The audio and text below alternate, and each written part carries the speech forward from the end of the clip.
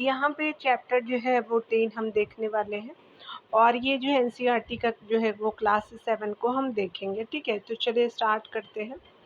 यहाँ पे पहले प्रश्न में अगर बात करें तो हम निम्नलिखित में से जो है कौन-सा आपका पदार्थ हमारी पेशियों में जो है संचित आपका होता है जिससे ऐंठन होती है, तो स्पेशली लैक्टिक अम्ल होता है, तो आपका 1 का बी बिल्कुल सही हो जाएगा। चलिए डिटेल को कवर करते हैं। बहुत देर तक जो है व्यायाम करने और तेज़ी से दौड़ने, साइकिल चलाने अथवा जो है वो भारी वज़न उठाने जैसे कार्यों के लिए जो है वो अत्यधिक ऊर्जा की आवश्यकता होती है। लेकिन ऊर्जा उत्पन्न करने के लिए हमारे शरीर को ऑक्सीजन की आपूर्ति सीमित होती है। ऐसी स्थिति में पेशी आपका जो है कोशिकाएँ अवायवीय श्वसन द्वारा जो है ऊर्जा को अतिरिक्त माँग को आपका पूरा करता है, यानी ऊर्जा की अतिरिक्त माँग को पूरा करता है। इस प्रकार में जो है वो ग्लूकोज़ के आंशिक आपका विखंडन से लैक्टिक अम्ल और कार्बन डाइऑक्साइड का जो है निर्माण होता है। इस लैक्टिक अम्ल का जो है संचय जो है पेशियों में ऐंठन उत्पन्न करता है। आगे बताया जा रहा है कि गर्म पानी से जो है वो स्नान करने अथवा शरीर को जो है वो मालिश करवाने पर ऐंठन से आराम मिलता है, क्योंकि इससे जो है रक्त का संचार आपका बढ़ जाता है। इससे इसके परिणामस्वरूप पेशियाँ जो है कोशिकाओं को आपका जो है वो ऑक्सीजन की आपूर्ति बढ़ जाती है, जिससे लैक्टिक अम्ल का जो है वो कार्बन डाइऑक्साइड और जल में जो है पूर्ण विखंडन हो जाता है। तो आपने डिटेल को देखा। चलिए यहाँ पे बताया जा रहा है क्या कि आपका जो है वो पढ़ना है आपको अंतर जो है श्वसित वायु और उच्च वशित जो है वायु में ऑक्सीजन का जो है वो प्रतिशत कितना होता है, तो आपका कितना हो जाएगा, ए ऑप्शन जो है बिल्कुल सही हो जाएगा। चलिए 2 का देखेंगे। यहाँ पे डिटेल देखिए, यहाँ पे बताया जा रहा है कि हम जिस वायु का अंतःश्वसन यानी जो हम सांस लेते हैं और जो छोड़ते हैं उच्च वसन बोलते हैं करते हैं, वह जो है गैसों का मिश्रण होता है। अतः श्वसित आपका वायु में 21% ऑक्सीजन अथवा जो है 0.04% कार्बन डाइऑक्साइड होता है, जबकि उच्च वसित जो है वो वायु में 16.4% ऑक्सीजन और जो है वो आपका 4.4% जो है वो कार्बन डाइऑक्साइड होता है, ठीक है? तो याद रखेंगे। यहाँ पे हमसे पूछा जा रहा है कौन सा जो है वो सही है, ठीक है? तो आपको सही बताना है। यहाँ पे चलिए थोड़ा-सा पास कर देती हूँ ताकि आपको क्लियर विज़िबल हो पाए, ठीक है? यहाँ पे बताया जा रहा है कि भोजन में संचित ऊर्जा जो है वो श्वसन के समय निर्मुक्त होती है, बिल्कुल सही है। कोशिका के अंदर ऑक्सीजन का उपयोग करके ग्लूकोज आपका कार्बन डाइऑक्साइड और जल में विखंडित हो जाता है, ये भी सही है। आगे बताया जा रहा है कि ऑक्सीजन की अनुपस्थिति में भोजन विखंडन को जो है अवायवीय श्वसन कहा जाता है, तो ये जो है अवायवीय श्वसन होता है, यह अनुपस्थित है इसलिए, तो आपका 3 जो है वो गलत हो जाएगा, ठीक है? तो आपका क्या होगा कि एक जो है वो ऑप्शन ए जो है बिल्कुल सही हो जाएगा। चलिए यहाँ डिटेल को हम कवर करेंगे। यहाँ पे बताया जा रहा है कि भोजन में जो है वो संचित ऊर्जा श्वसन के समय आपका जो है निर्मुक्त होती है, अतः आपका सभी जीवों को भोजन से ऊर्जा प्राप्त करने के लिए श्वसन की आवश्यकता होती है, तो एक जो है वो सही है। आगे बताया जा रहा है कि कोशिका के अंदर यानी भोजन यानी ग्लूकोज ऑक्सीजन का उपयोग करके कार्बन डाइऑक्साइड और जल में विखंडित होता आता आपका दूध जो है 2 भी सही है, ठीक है? कोशिका में भोजन विखंडन के प्रकार में जो है ऊर्जा मुक्त होती है, यह जो है प्रक्रम कोशिकीय आपका श्वसन कहलाता है। आगे बताया जा रहा है कि आपका कथन 3 जो है गलत है, क्योंकि ऑक्सीजन की उपस्थिति में जो है वो भोजन के विखंडन की प्रक्रिया वायवीय आपका श्वसन कहलाता है, जब ऑक्सीजन उपस्थित होता है तब। जबकि जो है ऑक्सीजन की अनुपस्थिति में भोजन का विखंडन जो है अवायवीय आपका श्वसन कहलाता है। आपने डिटेल को देख लिया। यहाँ चलिए बताया जा रहा है कि कौन सा जो है कथन सही है। आपको विभिन्न जंतुओं में श्वसन के संबंध में जो है वो विचार करना है, आपका सही ऑप्शन आपको बताना है, ठीक है?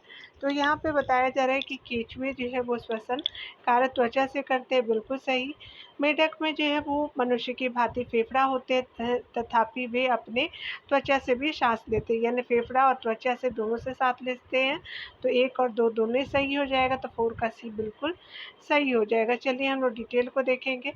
यहाँ पे बताया जा रहा है कि केंचुआ जो है अपने त्वचा से श्वसन करते हैं। केंचुए की त्वचा स्पर्श करने पे जो अश्लेषणीय आपका प्रतीत होती है।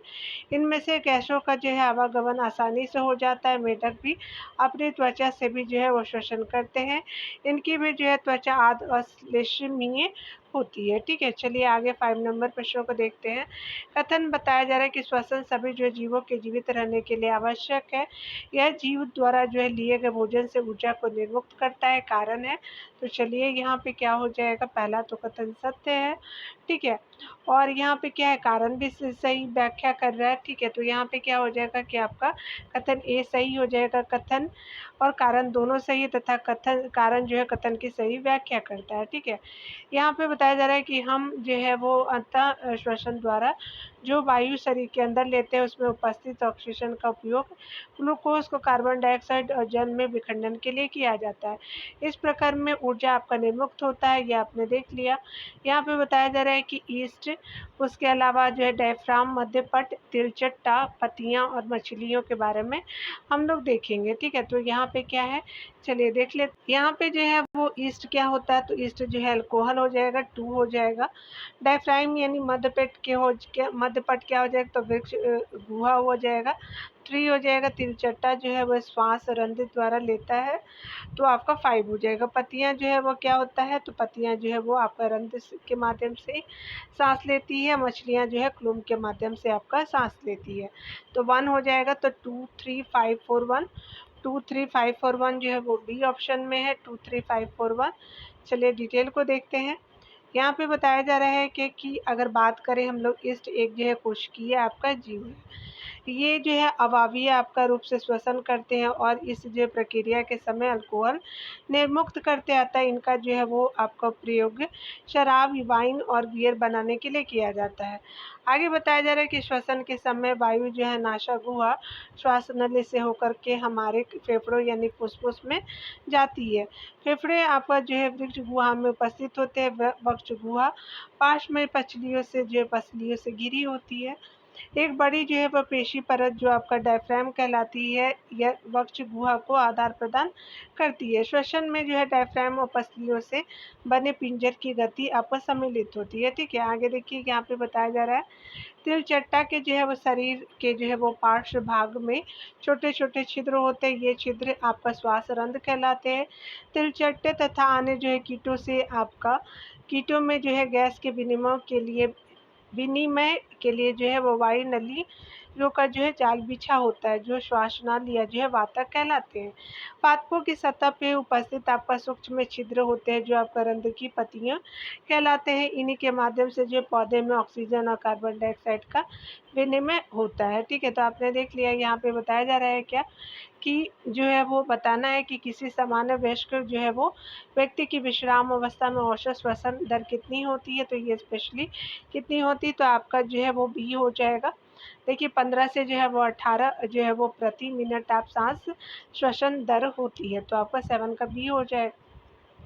यहाँ पे बताया जा रहा है कि कोई वयस्क व्यक्ति जो है विश्राम की अवस्था में 1 मिनट में औसतन जो है वो 15 से 18 बार सांस आपका अंदर लेता है और बाहर निकालता है। अधिक व्यायाम करने में श्वसन दर जो है वो 25 बार प्रति मिनट आपका जो है वो बढ़ जाता है, यानी ऑक्सीजन ज़्यादा लेते हैं। यहाँ पे बताया जा रहा है कि उच्च श्वसन के समय पसलियाँ क्या होती है, नीचे की ओर जो है वो गति करती है, तो बी बिल्कुल सही हो जाएगा 8 में। 8 का जो है वो बी देख लिया आपने, तो श्वसन के समय पसलियाँ ऊपर और बाहर की ओर जो है गति करती है और डायफ्राम नीचे की ओर जो है वो आपका गति करता है। ठीक है, उच्च वसन के समय जो है पसलियाँ नीचे और अंदर की ओर आ जाती है, जबकि डायफ्राम जो है ऊपर की ओर जो है पूर्व स्थिति में आ जाता है।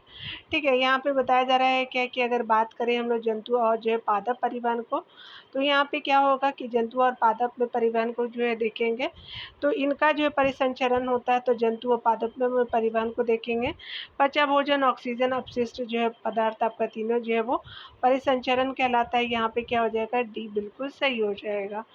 ठीक है, तो यहाँ पे बताया जा रहा है कि रक्त वह जो है वो आपका तरल पदार्थ है जो हमारी वाहिनियों में जो है वो प्रवाहित होता है।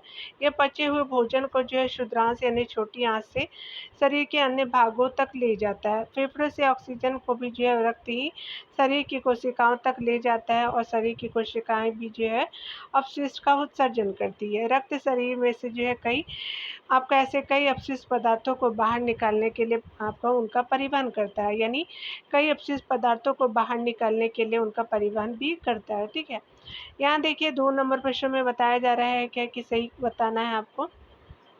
यहाँ पे बताना है कि मानव रक्त में उपस्थित हीमोग्लोबिन के संदर्भ में कौन सा जो है वो कथन आपका जो है वो सही है, यानी यहाँ पे हमसे सही पूछा गया है। तो हीमोग्लोबिन ऑक्सीजन को अपने साथ जो है वो संयुक्त करके जो है वो शरीर के सभी अंगों और जो कोशिकाओं तक उसका परिवहन करता है, बिल्कुल सही। हीमोग्लोबिन एक जो है लाल रंग का जो है वर्णक है, जो आपका ऑक्सीजन से संयुक्त होकर के रक्त को लाल रंग प्रदान करता है, तो बी बिल्कुल सही हो जाएगा। तो 1 एंड 2 बोथ आर करेक्ट है, तो आपका जो है सी ऑप्शन बिल्कुल सही हो जाएगा। चलिए डिटेल को देखते हैं यहाँ पे डियर। यहाँ पे बताया जा रहा है कि आपका कथन एक सही है, हीमोग्लोबिन आपको जो ऑक्सीजन को अपने साथ संयुक्त करके शरीर के सभी अंगों और जो है अंततः सभी कोशिकाओं तक परिवहन करता है, ठीक है। हीमोग्लोबिन की कमी होने पर जो शरीर की सभी जो कोशिकाओं का कुशलतापूर्वक ऑक्सीजन प्रदान करना जो है वो कठिन हो जाता है। आगे बताया जा रहा है कि हीमोग्लोबिन जो है वो लाल आपका रक्त कणिकाओं में जो है वो उपस्थित एक जो है लाल रंग का जो है वर्णक होता है। हीमोग्लोबिन की उपस्थिति के कारण जो है रक्त का जो है रंग लाल होता है, इसलिए आपको 2 भी जो है वो सही हो जाए, ठीक है। चलिए यहाँ पे देखते हैं, यहाँ पे बताया जा रहा है कि श्वेत आपका रक्त कोशिकाओं WBC अथवा कणिकाएं निम्नलिखित में से क्या कार्य करती है, तो रोगाणुओं का जो है विनाश करती है, तो 3 का सी बिल्कुल सही हो जाएगा। यहाँ पे बताया जा रहा है कि रक्त के तरल जो भाग को प्लाज्मा कहते हैं। रक्त कोशिकाएं यानी कणिकाएं इसमें जो है तैरती है। ये कणिकाएं 3 प्रकार की होती है, लाल रक्त कणिकाएं, श्वेत आपका रक्त कणिकाएं और पट्टिकानु यानी प्लेटलेट्स कहलाती है, ठीक है। आगे बताया जा रहा है कि लाल रक्त कणिकाएं ऑक्सीजन और कार्बन डाइऑक्साइड का परिवहन करती है। श्वेत रक्त कणिकाएं उन रोगाणुओं को नष्ट करती है जो आपका शरीर में प्रवेश कर जाते हैं, जबकि रक्त का थक्का बनना जो है पट्टिकानुओं के कारण आपका प्लेटलेट्स के कारण होता है, ठीक है। चलिए देखते हैं यहाँ पे बताया जा रहा है क्या कि आपको बताना है कि कौन सा भाग परिसंचरण का नहीं है यहाँ पे। तो यहाँ पे जो है वो नहीं पूछा गया है कि मानव शरीर की परिसंचरण का भाग नहीं है, तो आपका कौन नहीं है, तो आपका जो है वो वृक्क नहीं होता है। रक्त होता है, हृदय होता है और रक्त वाहिनियाँ होता है, लेकिन आपका जो है वृक्क नहीं होता है, तो आपका डी बिल्कुल सही हो जाएगा, ठीक है। चलिए यहाँ डिटेल को देखते हैं। यहाँ पे बताया जा रहा है क्या कि अगर बात करें हम लोग रक्त परिसंचरण की खोज जो है वो विलियम हार्वे नामक एक अंग्रेज चिकित्सक ने की थी। रक्त जो है वो रक्त वाहिकाएं एवं जो है वो हृदय आपका तीनों ही मानव शरीर की परिसंचरण तंत्र का हिस्सा है, ठीक है। यहाँ पे बताया जा रहा है क्या कि रक्त जो है वो ऑक्सीजन, पचे हुए भोजन एवं अपशिष्टों का परिवहन करता है। यह परिवहन रक्त जो है वाहिकाओं के द्वारा होता है। शरीर में 2 प्रकार की रक्त वाहिनियाँ पाई जाती है, धमनी और शिरा जो है आर्टरी और जो है वेन बोलते हैं, ठीक है। धमनियाँ हृदय से जो है ऑक्सीजन आपका समृद्ध रक्त को शरीर के सभी अंगों में ले जाती है। कौन, तो धमनी जो है वो आपका ऑक्सीजन युक्त जो है वो आपका जो है रक्त को शरीर के सभी भागों तक ले जाती है। रक्त जो है वो प्रवाह तेजी से और जो है अधिक दबाव पे होता है। अतः वाहिनियाँ की भित्तियाँ जो होती है यानी दीवार मोटी और प्रत्यास्थ होती है। सिराएं कार्बन डाइऑक्साइड समृद्ध जो है वो आपका रक्त को शरीर के सभी जो है भागों से आपका वापस हृदय में ले आती हैं, ठीक है। ले जाती है। शिराओं की भित्तियाँ अपेक्षाकृत आपका जो है पतली होती हैं और जो है धमनी की मोटी होती है। शिराओं में ऐसे जो है वो वाल्व आपका होते हैं जो रक्त को केवल आप हृदय की ओर प्रवाहित होने देते हैं, ठीक है। तो आपने देख लिया ये सब चीज़ें। यहाँ पे बताया जा रहा है कि रक्त जो है हृदय रक्त द्वारा पदार्थों के परिवहन के लिए पंप के रूप में कार्य करता है। वृक्क जो है वो मानव शरीर के उत्सर्जन तंत्र का जो हिस्सा है आपका, न कि परिसंचरण तंत्र का हिस्सा है, ठीक है। तो उत्सर्जन तंत्र है ये। चलिए आगे देखते हैं। यहाँ पे बताया जा रहा है क्या कि आपका चिकित्सा जो है वो चिकित्सक हृदय स्पंदन को मापने के लिए निम्नलिखित में से किसी यंत्र का प्रयोग करते हैं, तो स्टेथोस्कोप का करते हैं, तो आपका 5 का ई बिल्कुल सही हो जाएगा, ठीक है। यहाँ पे बताया जा रहा है कि हृदय 4 जो है वो कक्ष में बटा होता है। हृदय के कक्ष की भित्तियाँ जो पेशियों की जो है बनी होती है। ये पेशियाँ आपका लयबद्ध रूप से संकुचन और विश्रामित जो है वो करती है, जो आपका हृदय स्पंदन यानी हार्ट बीट कहलाती है। चिकित्सक हृदय स्पंदन को मापने के लिए स्टेथोस्कोप का जो प्रयोग करते हैं, जो इस हृदय स्पंदन को हृदय स्पंद की जो है वो ध्वनि को आवर्धित आपका कर देता है, ठीक है। आगे बताया जा रहा है कि पेसमेकर जो है हृदय गति के कम हो जाने पर जो है उसे सामान्य स्थिति में लाने हेतु आपका प्रयोग होने वाला उपकरण है। इलेक्ट्रोकार्डियोग्राफ ईसीजी का जो है प्रयोग संकुचन एवं जो है विश्रांति के समय उत्पन्न विद्युत वाहक बल को मापने और हृदय के किसी अन्य प्रकार के विकार को पता लगाने के लिए होता है। ठीक है। इलेक्ट्रोइंसेफेलोग्राफ जो होता है, इलेक्ट्रोएन्सेफलोग्राफ ईईजी जिसको बोलते हैं, का प्रयोग मस्तिष्क में होने वाले जो है वो विद्युत क्रियाओं को आपका नियंत्रित करने और जो है मस्तिष्क संबंधी जो है रोगों का निरूपण करने के लिए किया जाता है। आपने देख लिया ये सब सारे चीज़ें। यहाँ पे जो है इनमें बताना है कि कौन जो है वो परिसंचरण तंत्र का भाग नहीं है। तो मछली जो है परिसंचरण तंत्र का भाग है, लेकिन आपका हाइड्रा और स्पंज जो है वो नहीं है। तो यहाँ पे क्या हो जाएगा कि आपका जो है वो 6 का सी बिल्कुल सही हो जाएगा। चलिए देख लेते हैं। हाइड्रा और स्पंज जैसे कुछ जंतुओं में कोई परिसंचरण तंत्र नहीं पाया जाता, जिस जल में वे रहते हैं वहाँ उनके जो है वो शरीर में प्रवेश करके उनके शरीर में प्रवेश करके उनके भोजन और ऑक्सीजन की आपूर्ति कर देता है। ठीक है। जब जल बाहर निकलता है तो वह अपने जो है साथ कार्बन डाइऑक्साइड और अपशिष्ट पदार्थों को भी ले जाता है। अतः जो है परिसंचरण हेतु रक्त के समान तरल की आवश्यकता आपका इन्हें नहीं होती है। सामान्यतः मछलियों में परिसंचरण तंत्र पाया जाता है। ठीक है। यहाँ पे देखिए बताया जा रहा है क्या कि अगर बात करें हम लोग जो है वो अपो यानी डायलिसिस की विधि निम्नलिखित में से किसके अक्रिय हो जाने की स्थिति में पाई जाती है? तो वृक्क की। तो आपका जो है 7 का बी बिल्कुल सही हो जाएगा। चलिए देख लीजिए। यहाँ पे बताया जा रहा है क्या कि अगर हम बात करें वृक्क का मुख्य जो है वो आपका कार्य रक्त को छानने का होता है। अपवहन की विधि का प्रयोग वृक्क के जो है वो अक्रिय हो जाने की स्थिति में किया जाता है। इस विधि में कृत्रिम वृक्क द्वारा जो है रक्त को अनियमित आपका रूप से छाना जाता है। ठीक है। वृक्क जो है वो मानव शरीर के जो है वो सर्जन तंत्र का महत्वपूर्ण हिस्सा है। वृक्क मूत्रवाहिनियाँ मूत्राशय मूत्रमार्ग सम्मिलित रूप से आपको उत्सर्जन तंत्र के बनते हैं।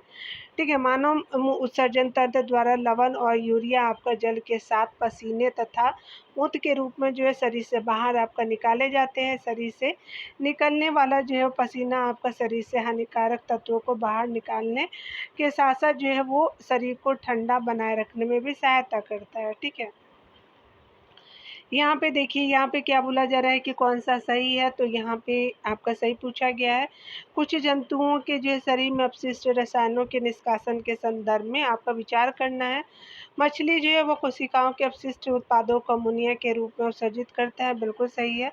सर्प अपने जो है शरीर से अपशिष्ट के रूप में नाइट्रिक अम्ल का उत्सर्जन करते, तो ये गलत है। आपका पहला जो है वो सही है। 8 का क्या हो जाएगा कि ये बिल्कुल सही हो जाएगा। चलिए यहाँ हम डिटेल को कवर करते हैं। तो बताया जा रहा है कि जंतुओं के शरीर में रसायनों के निष्कासन की विधि जल की उपलब्धता पर आपका निर्भर करती है। मछली जैसे आपका जलीय जंतु जो है वो कोशिकाओं के अपशिष्ट पदार्थों को अमोनिया के रूप में उत्सर्जित करते हैं, जो सीधे जो है जल में घुल जाती है। ठीक है। आगे बताया जा रहा है क्या? आगे बताया जा रहा है कि पक्षी, छिपकली, सर्प जैसे कुछ जो है जंतु अपने शरीर से अपशिष्ट पदार्थों का उत्सर्जन यानी अर्ध जो है वो धन यानी सेमी सॉलिड पदार्थ के रूप में करते हैं। ये जो है वो पदार्थ यूरिक अम्ल होता है, जो मुख्यतः आपका सफ़ेद रंग का यौगिक है। मानव द्वारा जो उत्सर्जित अपशिष्ट पदार्थों में यूरिया जो है वो प्रमुख है। ठीक है। यहाँ पे जो है बताया जा रहा है कि आपका जो पौधे के भाग और जो है उनके कार्य के बारे में बताना है।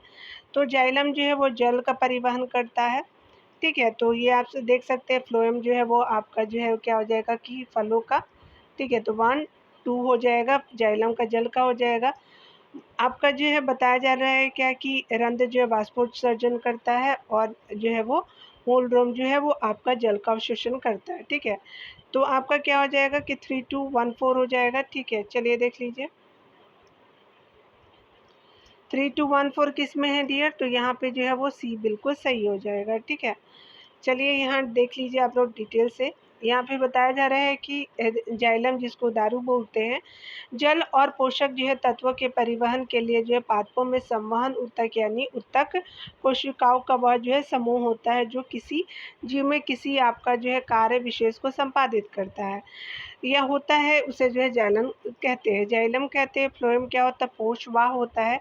पौधों में पत्तियां आपका जो भोजन का संश्लेषण करती है, भोजन को पादप के सभी भागों में जो है ले जाती है। यह जो है वो कार्य एक जो है संवहन ऊतक द्वारा किया जाता है, जिसे आपका फ्लोएम कहते हैं। ठीक है, तो आपने देख लिया। 10 नंबर प्रश्न को देखते हैं। यहाँ पे बताया जा रहा है क्या कि यहाँ पे आप कथन और कारण है। तो सबसे पहले कथन को पढ़ते हैं। कथन ये बोल रहा है कि मूलों द्वारा जो है मृदा से अवशोषित जल अभिकर्षित यानी खींच करके जो है वो अभिकर्षित होकर के तने और पत्तियों तक पहुंचता है। बिल्कुल सही। पत्तियों से आपका जल के वाष्पोत्सर्जन के कारण एक चूसन बल निर्मित होता है। तो आपका क्या है? ए और आर दोनों सही है। आर ए का सही स्पष्टीकरण है, तो ए बिल्कुल सही हो जाएगा। यहाँ पे बताया जा रहा है कि पादपों में जो है वाष्पोत्सर्जन के कारण एक चूसन बल आपका निर्मित होता है, जिसके कारण मूलों द्वारा जो है वो मृदा से अवशोषित जल अभिकर्षित यानी खींचकर जो है वो तने और पत्तियों में पहुंचाता है। ए और आर जो है दोनों सही है। आर जो है ए का सही स्पष्टीकरण भी है। वाष्पोत्सर्जन या जो है प्रकर्ण पादपों को आपका ठंडा करने में भी जो है सहायक होता है। ठीक है, यहाँ पे बताया जा रहा है कि कौन सा सही है। ठीक है, तो सही बताना है आपको। फुफ्फुस धमनी ऑक्सीजन आपका समृद्ध रक्त का प्रवाह करती है, गलत है।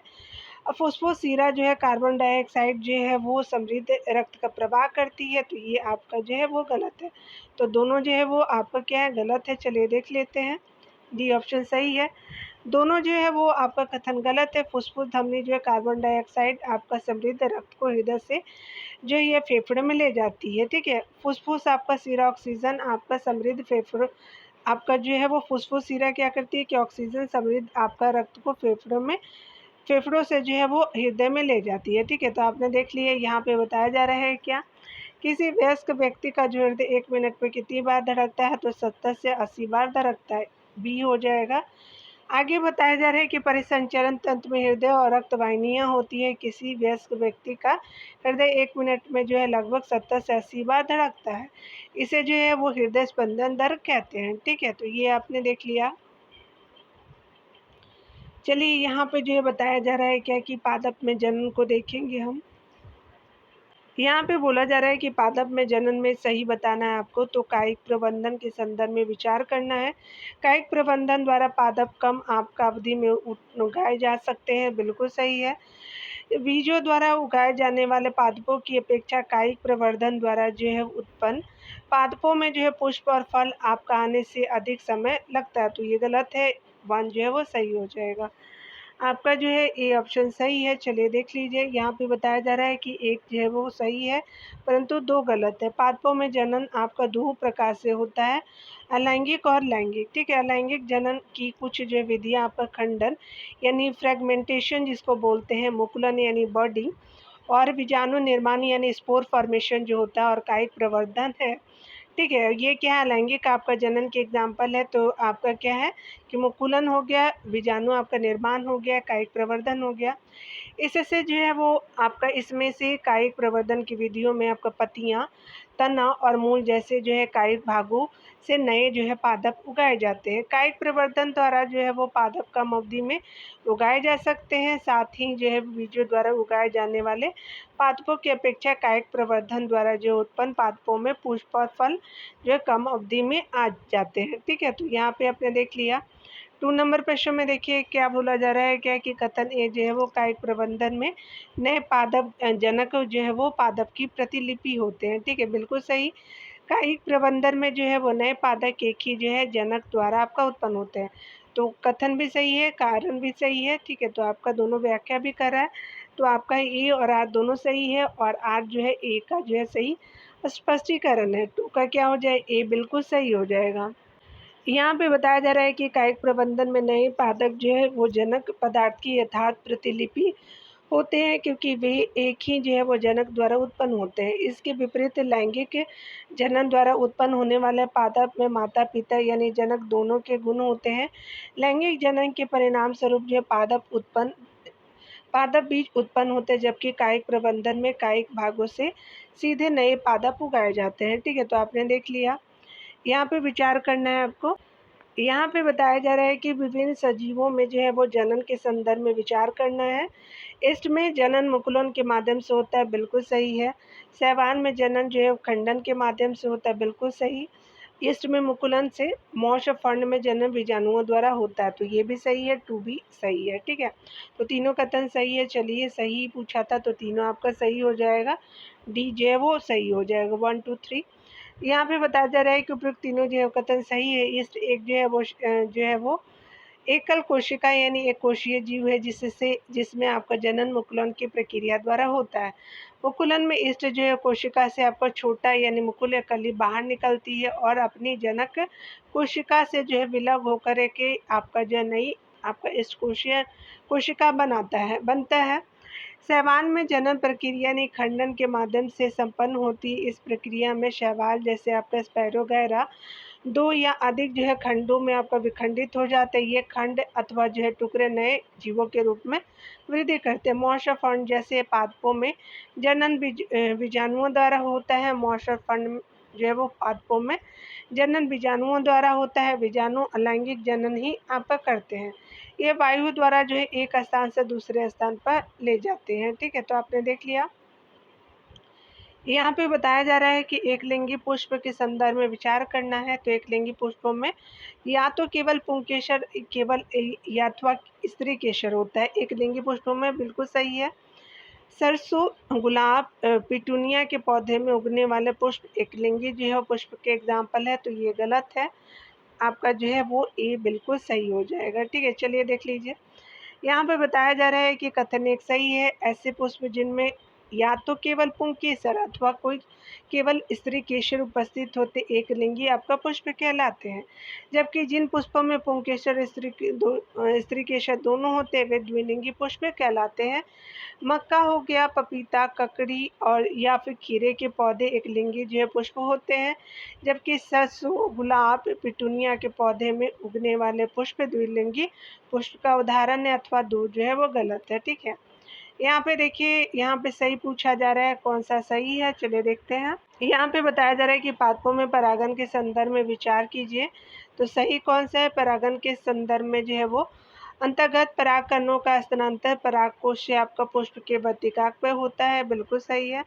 जहाँ स्वपरागन के जो है वो अंतर्गत परागकणों का जो है वो स्थानांतरण परागकोश से उसी जो है पादप के किसी अन्य पुष्प के वर्तिकाक पर होता है। वहीं पर परागन में जो है परागकणों का स्थानांतरण उसी प्रकार के जो है किसी अन्य पादप पुष्प के वर्तिकाक पर होता है, तो ये आपका गलत हो जाएगा, ठीक है। तो पहला क्या है कि परागन के जो है वो अंतर्गत परागकोशों का स्थानांतरण जो है वो परागकोश से आपका पुष्प के वर्तिकाक पर होता है, आपका बिल्कुल सही है। चलिए, यहाँ पे क्या हो जाएगा? यहाँ पे हमारा जो है वो पहला सही हो जाएगा, ठीक है। चलिए देख लेते हैं हम लोग डिटेल को।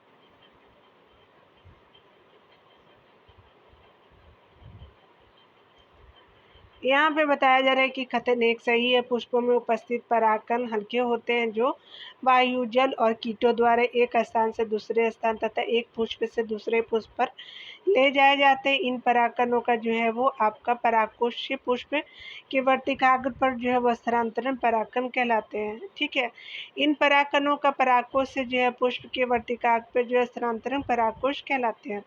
यानी स्थानांतरण जो है वो परागन कहलाते हैं, ठीक है, परागकोश नहीं। यहाँ पे बताया जा रहा है कि यदि परागन उसी जो है वो पुष्प के वर्तिकाग्र पर गिरते हैं तो इसे जो है स्वपरागन कहते हैं। परंतु जब पुष्प के परागन उसी पादप के किसी अन्य पुष्प अथवा उसी प्रकार के दूसरे पादप के किसी पुष्प के वर्तिकाग्र पर गिरते हैं तो उसे परपरागन कहते हैं। इसलिए आपका कथन 2 गलत है, ठीक है। यहाँ पे देखिए बताया जा रहा है कौन सा सही है, तो यहाँ पे बताना है आपको। कथन पे विचार करना है। पादप का जनन जो है वो आपका भाग तना होता है, गलत है। नर और जो है वो मादा युग्मक के युग्मन का प्रकर्म में परागन कहलाते, ये भी गलत है। परिपक्व होने पे अंडाशय फल में विकसित हो जाता है, बिल्कुल सही। डबल रोटी का फफूंद बीजाणु उत्पन्न करने वाले एक पादप जीव है, तो ये भी सही हो जाएगा, ठीक है। तो आपका सही क्या पूछा था? तो 3 और 4 जो है वो राइट हो जाएगा। यहाँ पे बताया जा रहा है कि पादपों का जनन जो है वो भाग पुष्प होता है, इसी कारण जो है वो आपका पहला कथन गलत है।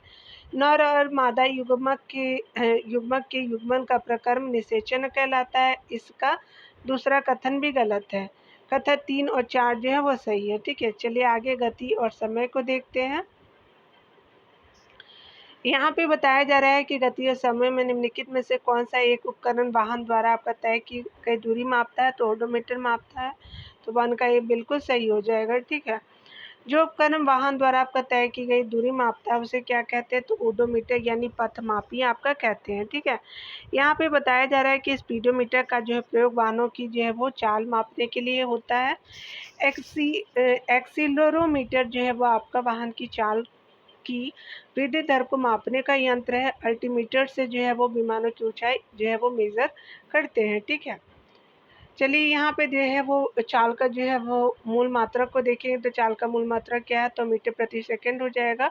डी जो है बिल्कुल आपका जो है करेक्ट हो जाएगा। ठीक है, चलिए यहाँ पे डिटेल को देखेंगे। किसी जो है वस्तु की चाल उसके द्वारा तय की गई आपका दूरी को उसी जो है वो दूरी को चलने के आपका जो है उसी दूरी को चलने में जो है लिए गए समय से विभाजित करने पे प्राप्त होता है। इसका जो है वो मूल मात्रक मीटर प्रति सेकंड यानी एम और जो है वो प्रति सेकंड से डिनोट करते हैं। ठीक है, तो दोनों रहेगा, तो आप समझ लीजिएगा। यहाँ पे बताया जा रहा है कि विद्युत धारा और इसके प्रभाव को देखेंगे। चलिए स्टार्ट करते हैं। यहाँ पे बताना है कि किसी धारा में जो है विद्युत धारा प्रवाहित करने पर जो विभिन्न प्रभाव होते हैं, इन जो है प्रभावों के संदर्भ में विचार करना है। तो सही कथन बताना है। किसी तार में विद्युत धारा प्रवाहित करने पर वह जो है तार तप्त हो जाता है, बिल्कुल सही है। किसी तार में विद्युत धारा प्रवाहित करने पर जो है वह आपका तार चुंबक की भांति व्यवहार करता है, तो बिल्कुल सही हो जाएगा। तो आपका जो है सी बिल्कुल सही हो जाएगा। ठीक है, यहाँ पे बताया जा रहा है कि दोनों कथन सही है। जब किसी तार में जो है वो विद्युत धारा प्रवाहित की जाती है तो वह तप्त हो जाता है। इस विद्युत धारा का तापीय प्रभाव कहते हैं। जब किसी तार में विद्युत धारा प्रवाहित हो जाती है तो वह जो है वो तार चुंबक की भांति व्यवहार करता है। इसे जो है विद्युत धारा का चुंबकीय प्रभाव कहते हैं। वैज्ञानिक हैंस आपको क्रिश्चियन ऑस्टेड ऐसे पहले व्यक्ति थे जिन्होंने आपका विद्युत धारा के इस चुंबकीय प्रभाव को देखा। ठीक है, आगे बताया जा रहा है क्या कि आपका विद्युत जो है वो विद्युत फ्यूज के संबंध में विचार करना है, सही बताना है। इसका जो है वो आपका विद्युत फ्यूज का प्रयोग जो है वो लघु पतन यानी शॉर्ट सर्किट रोकने हेतु होता है, बिल्कुल सही है डियर। चलिए आगे देख लेते हैं। यहाँ पे बताया जा रहा है कि सुरक्षा मानक से उच्च जो है वो विद्युत धारा के प्रवाहित होने से विद्युत फ्यूज के तार पिघल जाते हैं। तो आपका 1 भी सही है, 2 भी सही है, तो आपका सी बिल्कुल सही हो जाएगा। ठीक है, यहाँ देखिए बताया जा रहा है कि कुछ विशेष आपका पदार्थों के आपका बने तारों में से जब आपका उच्च आपका विद्युत धारा प्रवाहित होते हैं तो वे जो है वो गर्म होने से पिघलकर आपका टूट जाते हैं। इन जो है वो पदार्थों का उपयोग विद्युत फ्यूज के निर्माण में किया जाता है जो विद्युत परिपथों की क्षति और आग से बचाते हैं। ठीक है, चलिए आगे देखते हैं कौन जो है वो सही है। तो यहाँ पे बताया जा रहा है कि थॉमस अल्वा एडिसन के संबंध में विचार करना है। तो ये थॉमस अल्वा एडिसन ब्रिटेन के वैज्ञानिक थे नहीं। थॉमस अल्वा एडिसन ने जो है वो विद्युत बल्ब, ग्रामोफोन, चलचित्र कैमरा और जो है वो कार्बन प्रेशर का आविष्कार किया था, बिल्कुल सही है। आपका बी आपका सही हो जाएगा। ठीक है, चलिए देख लीजिए, बी सही है।